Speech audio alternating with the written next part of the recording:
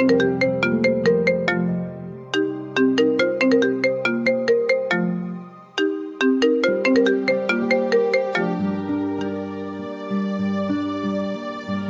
miss call,